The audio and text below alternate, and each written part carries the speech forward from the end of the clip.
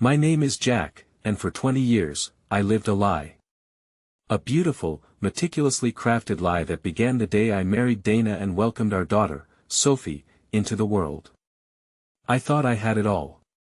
Then, the phone rang at 2:47 a.m. Sophie's terrified whisper, "Dad, we're in trouble. There's been an accident," shattered my peaceful illusion. At the chaotic quarry, Dana lay injured, but it was the police officer, handing me my wife's purse and mentioning receipts for Calvin Ames, that changed everything. What happened next?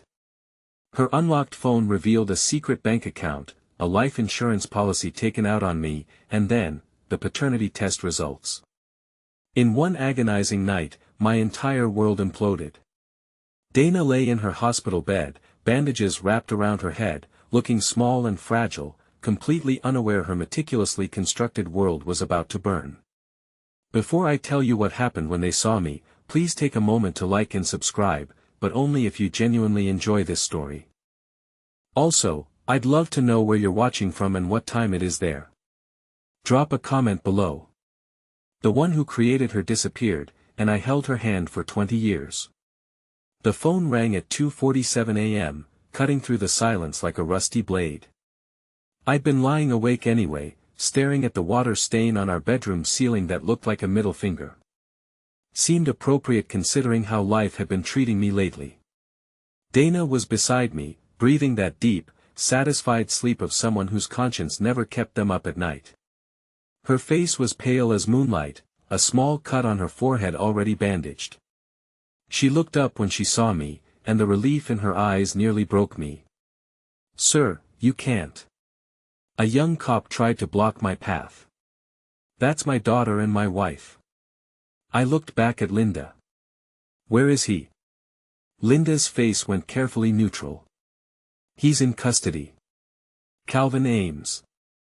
Jack, your wife's been bailing him out financially. I mean, we found receipts in her purse." The world tilted sideways. I grabbed onto the patrol car's hood to steady myself. That's not possible. Don't usually have their hands all over her. Don't usually stay for dinner when you're working late. Don't usually leave their underwear in the guest bathroom. I felt something cold and hard settling in my chest, like a tumor made of ice. "Why didn't you tell me?" "They were in the kitchen and he was telling her she needed to be more careful, that you were getting suspicious." Tom, my younger brother, the golden boy, the successful lawyer who'd always made me feel like the family screw-up. Tom knew my wife was cheating and said nothing. "What exactly did he say?" "Something about how you'd been asking questions about Mom's schedule and she laughed and said you were too trusting to figure it out." "How many people knew?" "I don't know. Some of her friends, maybe." Uncle Tom, obviously the bartender at Murphy's, seemed to know Calvin pretty well. I thought about all the dinner parties, all the family gatherings, all the times I'd felt like people were sharing some private joke I wasn't part of. "I'm not abandoning you now." Looking at her, I realized that somewhere along the way, my little girl had become the strongest person in our family. While I was working and Dana was cheating, Sophie had been holding everything together through sheer force of will. "Okay," I said. "But when this gets bad, and it will get bad, you tell me if you want out." Sophie told me about the conversation at Christmas. More silence. I could practically hear him calculating his response. "Jack, I think you're upset and confused. Maybe we should talk in person. The real truth. You ignored her for years. You worked all the time. You never took her anywhere. You never bought her anything nice. Tom, please tell me you didn't." He wouldn't meet my eyes. It wasn't supposed to happen. The words hit me like a physical blow. I stood up so fast my chair fell backward. And somewhere in all of this, there was more. I could feel it. Like a splinter working its way deeper under my skin. I picked up Dana's phone and scrolled through her contacts again, looking for patterns I'd missed. Most of the names meant nothing to me, but there were a few that made me pause. "Mr. Halverson, I was wondering when you might come see me. You ran a paternity test on my daughter 2 years ago. It wasn't a question, and he didn't pretend it was. He pulled a file from his desk drawer. Eddie, I need to divorce my wife and I need to destroy her financially and professionally in the process. How fast can you make that happen? Silence on the other end. Then Jesus, Jack, what happened? I told him everything. The DNA didn't change 20 years of bedtime stories and scraped knees and proud moments at school plays. What it changed was my relationship with everyone else. My phone buzzed. Text from Tom. We need to talk. I looked at my daughter, not my biological daughter, but mine in every way that counted, and tried to figure out how to explain that her entire life had been a lie. Sit down, sweetheart. We need to talk. Sophie took the news better than I'd expected. She sat quietly while I explained about the paternity test, about Tom, about the hidden money and the insurance policy. I pulled the DNA results from my pocket and dropped them on her bedside table. We need to talk. Her face went pale as she looked at the papers. Jack, I can explain. 20 years, Dana. I know about Kelvin Ames. I know about the other men. I know about the money you've been hiding. I know about Tom. Tom told you. You make good money, Jack, but not that good. The pieces were falling into place now. Creating a picture so ugly I could barely stand to look at it. The other man, Tom's idea. He said, if I was going to be stuck married to you, I might as well enjoy myself as long as I was discreet. Calvin Ames wasn't discreet. Sophie's voice was small and scared. Can we go now? I looked at my daughter. My daughter, regardless of what any DNA test said, and saw that she'd heard enough. We both had. Situation. I sat down across from him. Is that what you're calling 20 years of betrayal? It's not what you think. Dana exaggerated things. Sophie is my daughter. I raised her. I loved her. I was there for every scraped knee, every nightmare, every school play, every heartbreak. You were just the guy who disappeared after she was born. By the end of the day, half the town would know that Tom Halverson was mixed up in something ugly. But I still wasn't done. I drove to the offices of the town newspaper and had a long conversation with the editor, a woman named Carol, who'd gone to high school with both Tom and me. I gave her copies of the recordings, the DNA test results, the bank statements, and the insurance policy. This is going to destroy both of them, she said after listening to everything. Dad, she called, dinner's ready. We sat at the kitchen table, just the two of us, eating spaghetti and talking about her plans to go back to school in the fall. She wanted to study psychology, she said. She thought she might be good at helping people work through family problems. I think you'd be excellent at that. I told her, I've had a lot of practice. After dinner, we sat on the front porch watching the sunset. Lucky her. Dad. Sophie's voice cracked through the receiver and my chest went cold. Dad, we're in trouble. There's been an accident. I pushed past him, not caring about protocol. Detective Linda Grady appeared at my elbow. We'd gone to high school together back when she was just Linda Morrison, and I thought I had the world figured out. Now, she wore a badge and the kind of hard expression that came from seeing too much of humanity's worst. Jack. We found illegal substances in his jacket and a .38 in the glove compartment. Both illegal considering his record. His record? Jack. Linda's voice dropped. Dana doesn't know any criminals.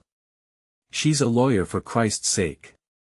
Yeah, well, apparently she knows this one pretty well. The bartender at Murphy's says they've been meeting there twice a week for months. Always the same table in the back corner. Because I thought you knew. I thought you were just pretending not to notice. Like maybe that's what married people did. Tears started fresh down her cheeks. And then when I got older, I realized you really didn't know. Then Tom said. Sophie's voice dropped to a whisper.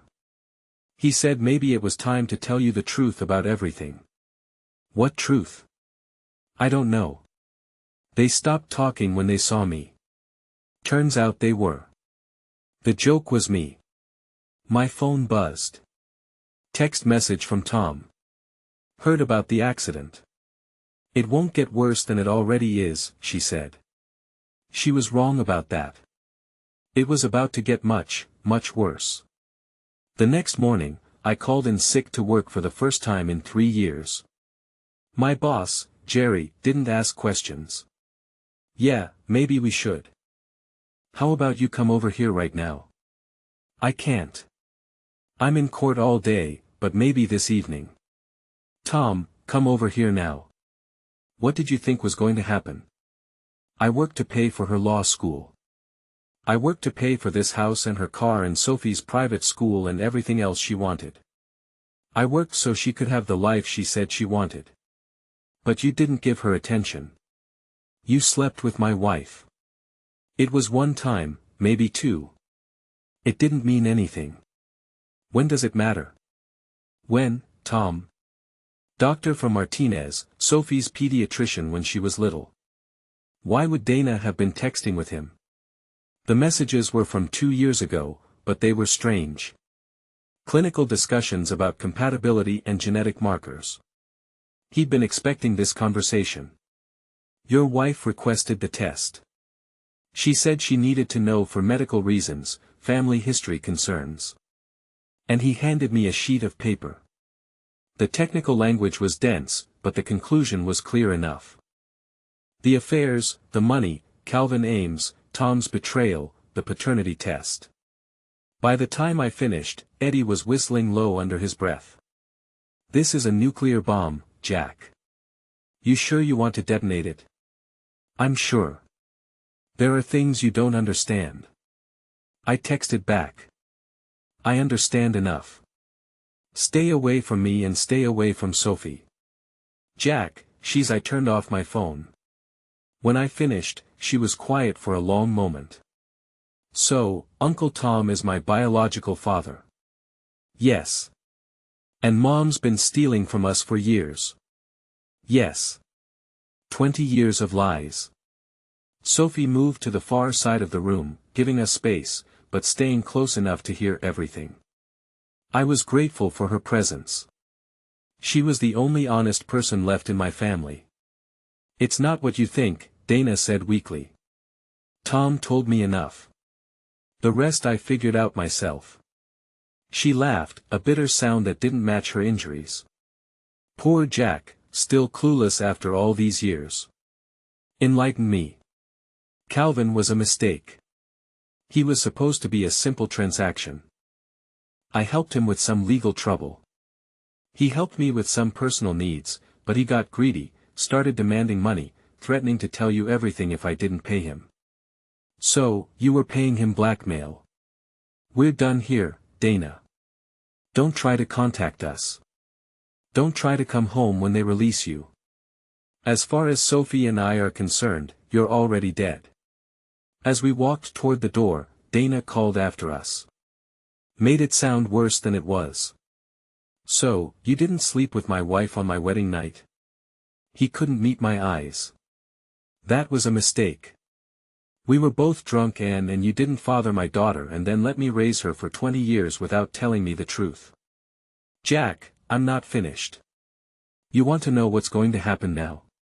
You're going to lose everything. Your law practice, your reputation, your freedom, if I can manage it. And Sophie. That's the idea. What about Sophie? This will be hard on her, too.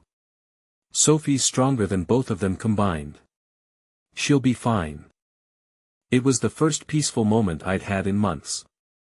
Dad, do you think Mom and Uncle Tom will ever forgive us for destroying their lives? I thought about it for a moment. I don't know, and I don't care. Me neither. Mom picked up some guy at the bar and now there are cops everywhere and there's a mess. And where are you? I was already pulling on my jeans, my heart hammering against my ribs like it was trying to escape. Route 9 Quarry. Dad, hurry. She touched my arm. Your wife's alive, but it's serious. Head trauma, and there may be internal injuries. They're taking her to St. Mary's. You might want to sit down for this. But I was already walking toward the ambulance where they were loading Dana onto a stretcher. Her face was a mess of bruises and dark streaks. Her expensive blonde hair matted and soaked. She looked small, fragile, nothing like the sharp-tonged woman who'd been cutting me down to size for the past 5 years. Sophie was crying now. Quiet tears that she tried to hide by looking down. I wanted to comfort her, but my own world was crumbling faster than I could process it. Dad, she whispered, there's something else. Something I should have told you a long time ago. St. Mary's Hospital smelled like industrial disinfectant and broken dreams. And I didn't know how to tell you without destroying everything. A doctor in green scrubs approached us, his face professionally neutral. Mr. Dr. Halverson, your wife is stable. I pulled out my phone and scrolled through Dana's contact list. She'd left her purse in the car during the accident and the cops had given it to me along with her other personal effects. Her phone was cracked but functional, and she'd never bothered to put a password on it. Trusting Dana, always so confident that no one would dare invade her privacy. The text messages told a story I wished I'd never learned to read.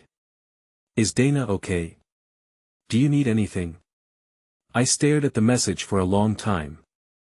My brother, pretending to be concerned, pretending he didn't know exactly what kind of accident this was and why it had happened. I texted back, she's alive. Small-town gossip travels faster than bad news, and everyone had already heard about the accident. What they didn't know yet was the rest of the story, but they would soon enough. I sat in my kitchen, surrounded by Dana's belongings, trying to piece together the scope of her deception. Her laptop was password protected, but she'd written the password on a sticky note inside her desk drawer. Sophie, 2003, the year our daughter was born. Or I'm going to start making some very public phone calls about what I found on Dana's laptop. 20 minutes later, my brother was sitting at my kitchen table looking like he'd aged 5 years overnight. Tom had always been the handsome one, the successful one, the one our parents bragged about at family dinners. Now he just looked tired and guilty. How long have you known? You didn't make her feel wanted. So, it's my fault she's been screwing half the county. Tom stood up, pacing to the window. It's not about fault, Jack. It's about reality. He was quiet for a long moment. Then, your wedding night. The world went completely silent. I could hear my heartbeat in my ears. Could feel my hands starting to shake.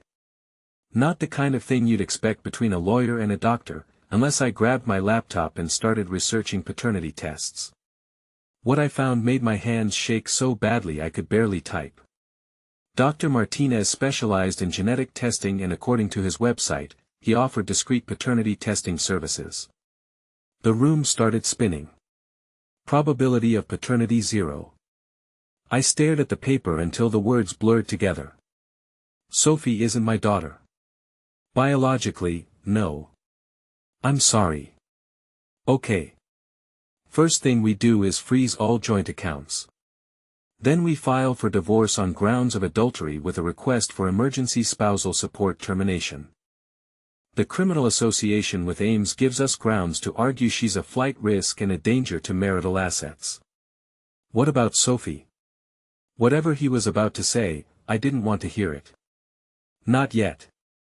I had work to do first. I spent the rest of the afternoon going through Dana's belongings methodically, looking for anything that might be useful.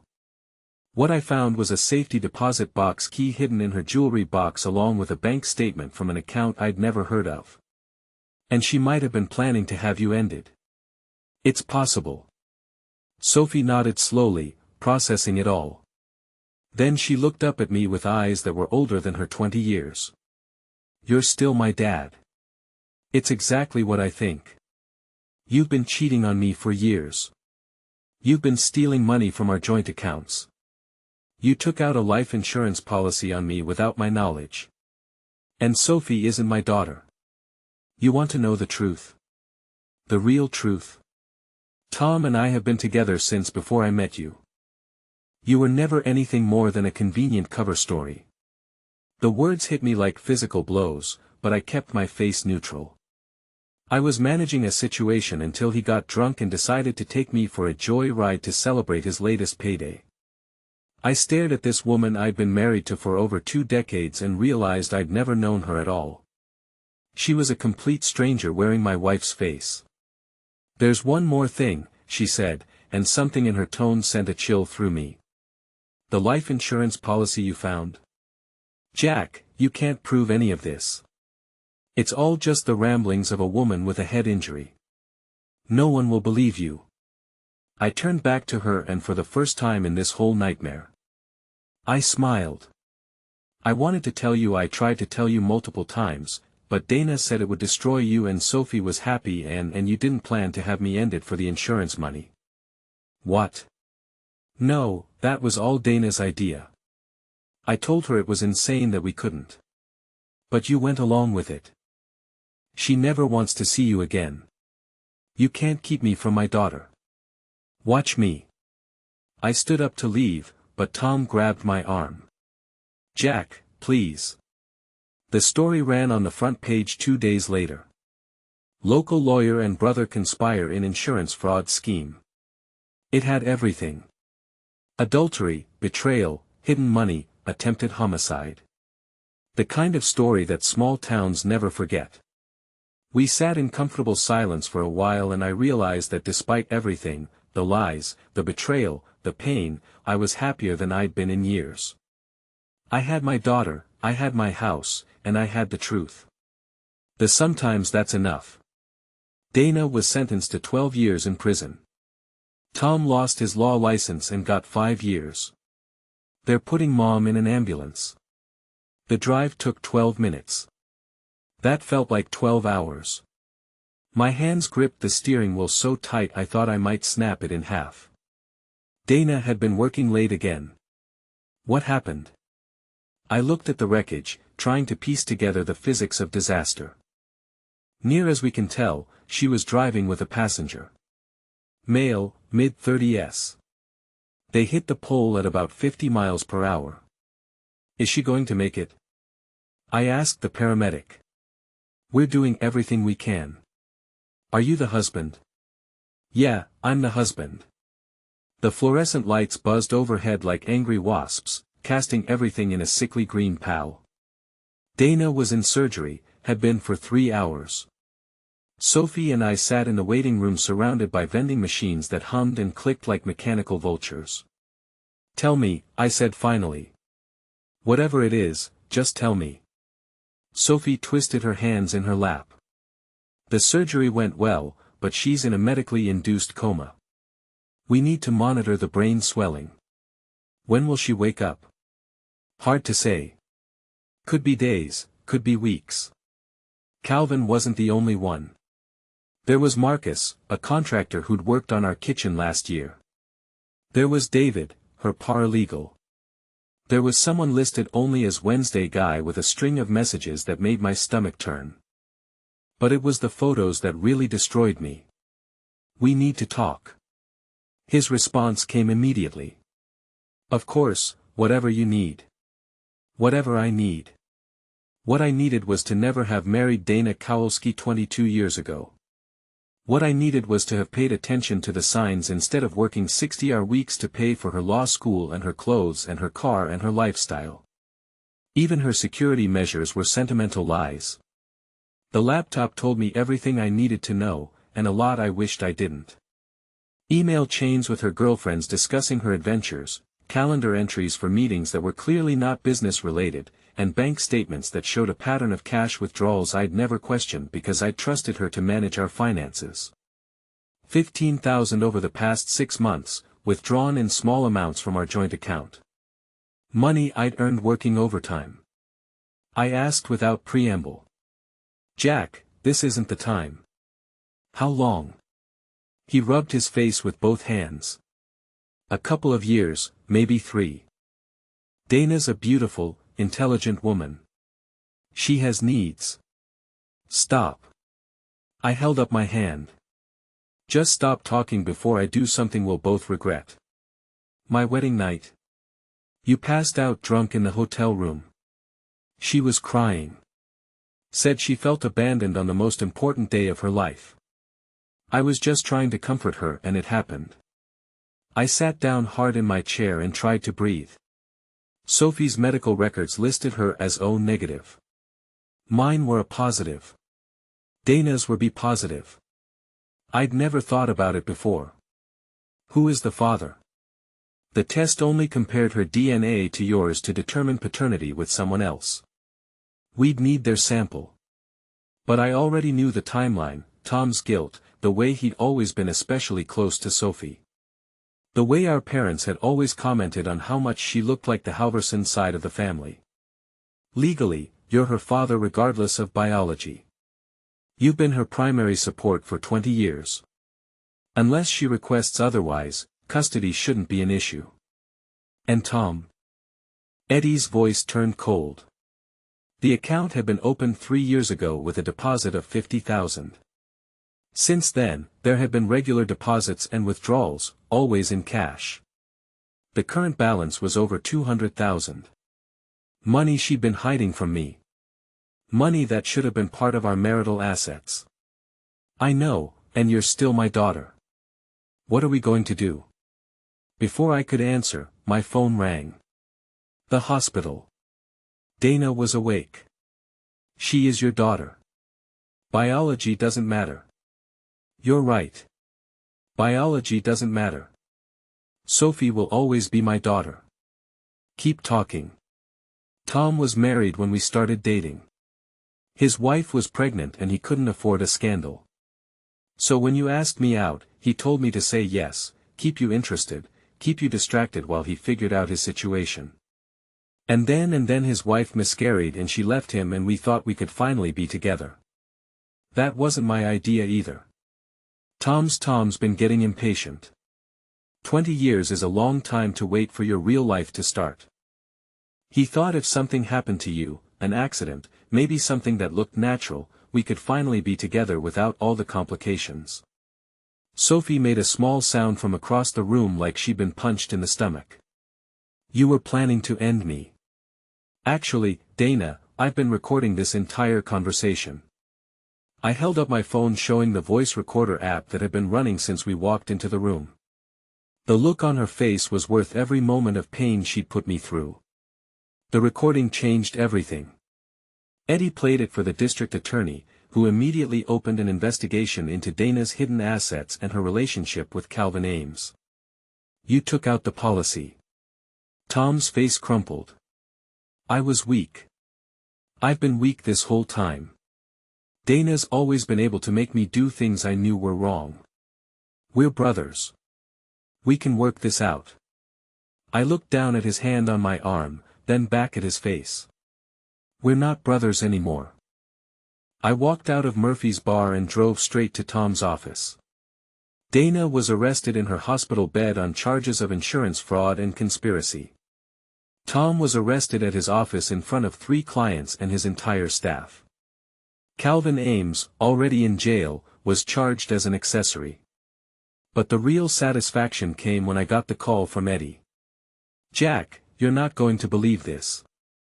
Calvin Ames got 3 years on top of his existing sentence. And Sophie and I, we got our lives back. 3rd time this week. Working late at Murphy's bar, apparently. Real professional. The scene looked like something out of a disaster movie.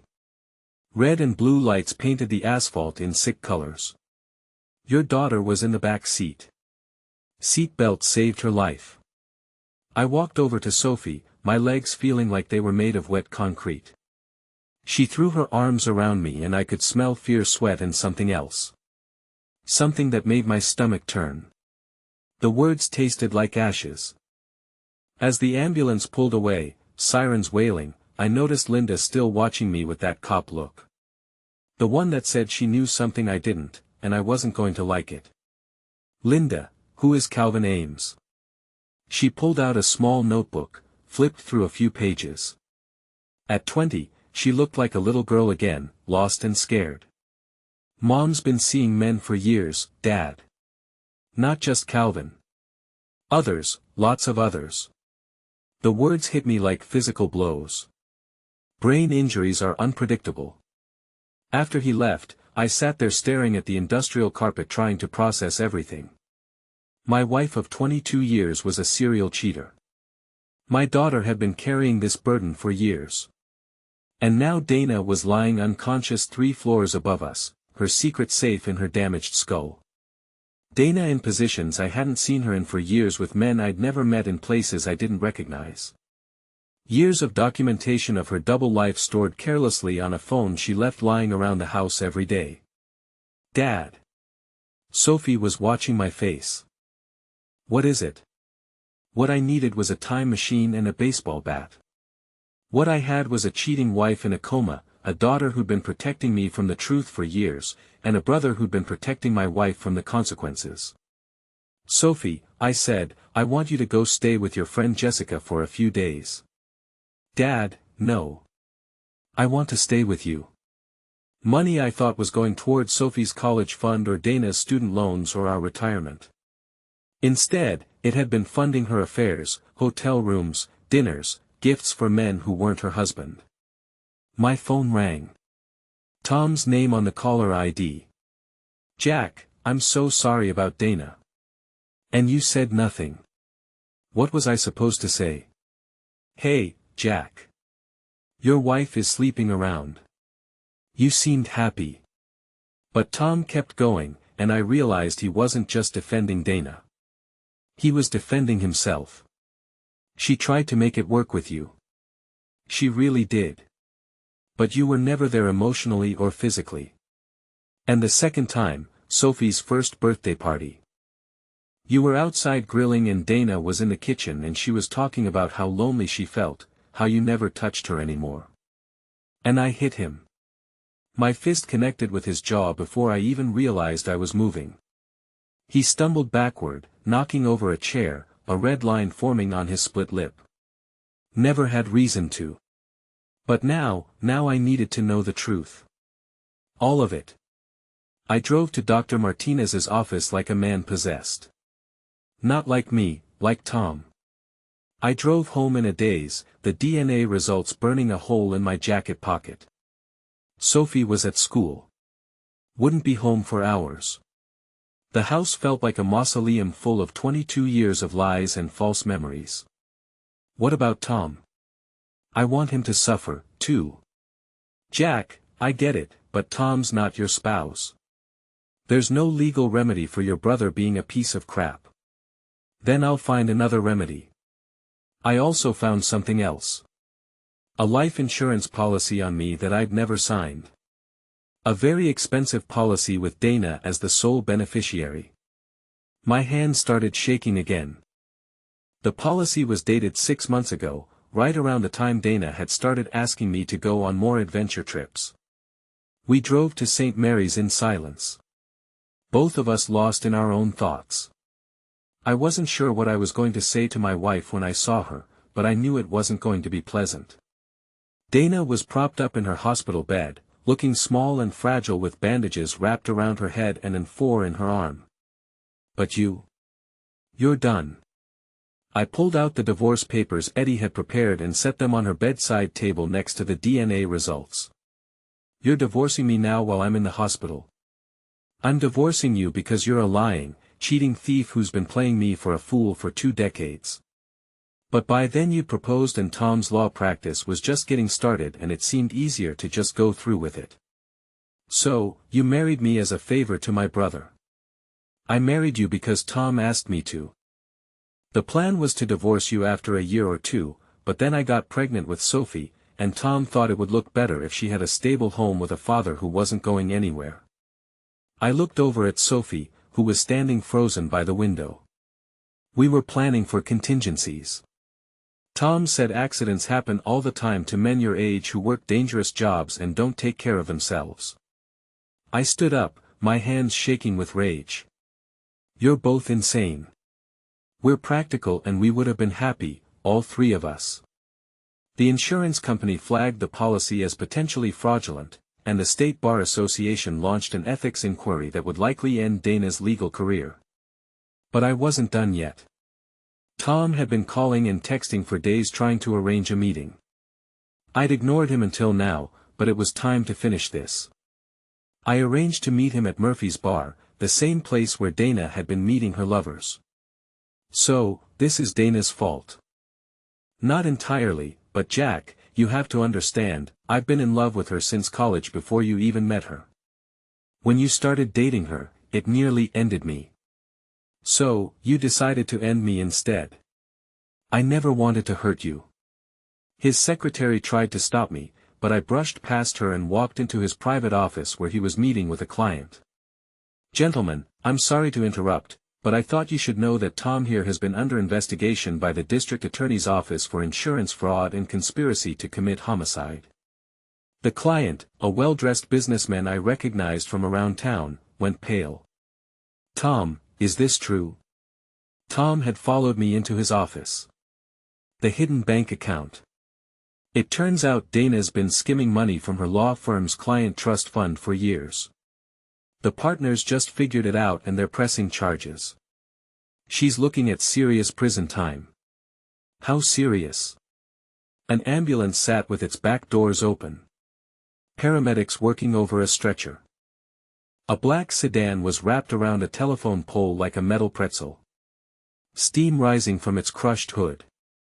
I spotted Sophie first, sitting in the back of a patrol car with a blanket around her shoulders. Dad. I tried to tell her not to drive. She'd been drinking and that guy, he was all over her and she was laughing. And the words tumbled out in a rush. What guy? Calvin Thomas Ames, age 37. 3 arrests for assault, 2 for possession with intent to distribute, 1 for armed robbery. Did 18 months in Thomas. Got out last year. She looked up at me. How long have you known? Since I was 16, maybe earlier. I'd come home from school and find them in the living room or I'd see texts on her phone when she left it lying around. She always said they were clients, but clients don't usually. She stopped, her face flushing red. Don't usually what? There's more, isn't there? I asked Sophie. She nodded miserably. Uncle Tom knows about the men. I mean, I saw him talking to Mom about it last Christmas. I showed her the phone. She looked at it for maybe 10 seconds before pushing it away. I'm sorry. She whispered. I'm so sorry you had to find out like this. This is going to get ugly. Really ugly. And I don't want you caught in the middle of it. She shook her head firmly. I've been in the middle of it for 4 years. How is she? She's in a coma, but you probably already knew that. Silence on the other end, then. What do you mean? I mean, you knew she was cheating, Tom. You never asked questions about her schedule or her friends or where she was spending money. Because I trusted her. Because I'm an idiot who thought his wife was actually working late and his brother actually cared about him. Tom leaned back in his chair and for the first time I saw something that looked like anger flash across his face. You want to know the truth, Jack? You treated her like a roommate, not a wife. How would you know how I treated her? Because she talked to me about it. Because she was lonely and frustrated and she needed someone to listen to her. Something in his tone sent a chill down my spine. Get out, I said quietly. Jack, let me explain. Get out. He left without another word, and I stood alone in my kitchen, surrounded by the wreckage of my life. My wife was a serial cheater. My brother had betrayed me on my wedding night. My hands gripping the steering wheel so tight my knuckles went white. The receptionist tried to tell me he was with a patient, but something in my face must have convinced her to make an exception. Dr. Martinez was a small, nervous man in his 50s who kept adjusting his glasses and wouldn't quite meet my eyes. He knew why I was there before I said a word. I called my lawyer. Eddie Palumbo had been disbarred in Massachusetts for ethics violations and had relocated to Maine to start over. He wasn't the most reputable attorney in town, but he was smart, ruthless, and he owed me a favor from when I'd helped him fix his furnace last winter. Jack, how's Dana? Heard about the accident. After I hung up, I sat in my living room looking at family photos that now felt like evidence of fraud. Sophie's graduation from high school, family vacations to the beach, Christmas mornings, all of it built on lies. But looking at Sophie's face in those pictures, I realized something that surprised me. I didn't love her any less. She was still my daughter in every way that mattered. Hiking in remote areas, camping in places with no cell service, activities that were completely out of character for both of us. I thought she was trying to reconnect with me. Turns out she might have been trying to end me. When Sophie came home from school, I was sitting at the kitchen table with all the evidence spread out in front of me like pieces of a jigsaw puzzle from heck. "Dad, what's all this?" When she saw us, her face lit up with what looked like genuine relief. "Jack." "Sophie, thank God you're here. I was so scared." "Cut the act, Dana." Dana's facade finally cracked. The sweet, vulnerable victim disappeared, replaced by the cold, calculating woman I was starting to realize had been there all along. "You think you're so smart, Jack. You think you figured it all out. You don't know anything." Her face was a mask of shock and pain.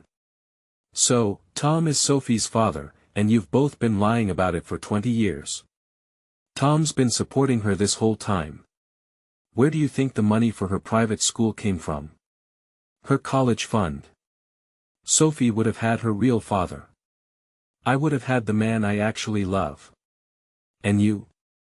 Well, you would have been at peace." "Dad." It seemed appropriate. He was already there when I arrived, sitting in a back corner booth, looking like he hadn't slept in days.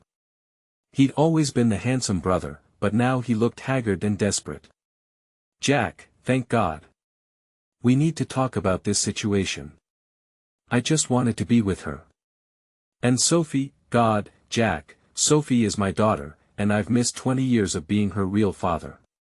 Something snapped inside me. I leaned forward, my voice dropping to a whisper. "Let me explain something to you, Tom. Jack, you can't do this. Actually, I can. I have recordings of his wife confessing to their plan to end me for the insurance money. I'm sure the local newspaper would be very interested in the story." I left Tom's office with his client walking out behind me and his secretary staring at both of them in shock. 10 to 15 years if she's convicted on all counts. I hung up the phone and looked around my house. My house now. Since Dana had been forced to sign over her interest as part of the divorce settlement, Sophie was in the kitchen making dinner, humming quietly to herself. She'd taken a semester off from college to help me get through everything, but she seemed happier than I'd seen her in years.